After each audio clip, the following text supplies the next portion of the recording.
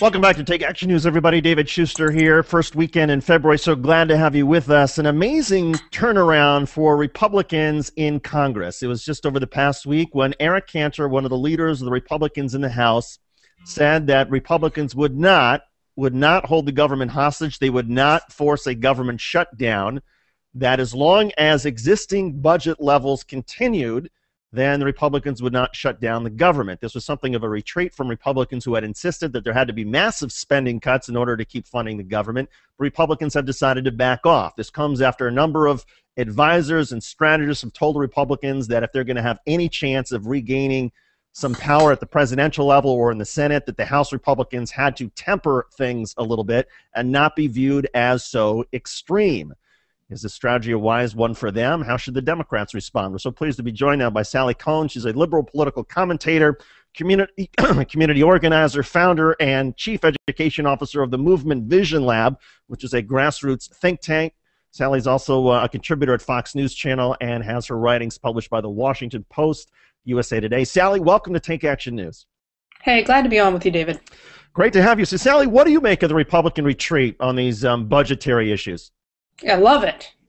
I mean, you'd think after, nigh on 20 years of watching their right-wing coalition and sort of voting base start to diminish, die, fade, lose power, they would have been panicked sooner. It took a while. But it does actually seem that finally Republicans are waking up to the, sort of substantive and demographic reality of America and are willing to maybe change a little tiny bit to actually govern the country effectively. That is, it is refreshing. I would like to see a functional Republican Party in this country, not the crazy dysfunctional party, so I'm thrilled. One of the things that we saw is the Republicans also extended the debt ceiling by 3 months, which was extended a little bit longer in the U.S. Senate, so that issue is off the table for a little while. But while Republicans are in retreat on the idea of causing any economic problems, a government shutdown, or having the credit rating of the United States downgraded because they want to debate this issue, they're pulling these issues off the table.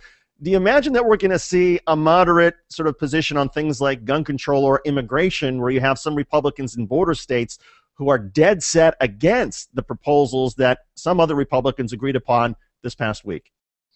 Yeah, I mean, if we're being sort of honest about it, the reality is, while I hope that some of this era is ending, the sort of extremist, rabid, anti-government, sort of stonewalling Tea Party era, we have to sort of give credit, maybe is the wrong word here, but acknowledge how far the, sort of modern extreme conservative Republican Party has moved the debate.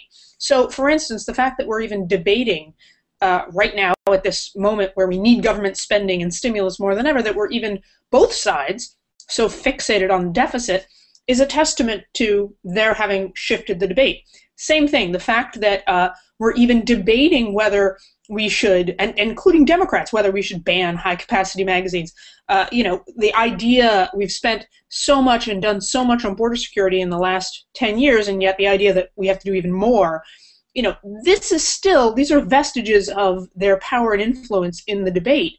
I don't think that's going to change. I think that they are going to start, in other words, to seem more moderate in relationship to their once abhorrently extremist views, but unfortunately, it's still going to be, they've still succeeded in making what is a center-right conversation with the Democrats complicit in that.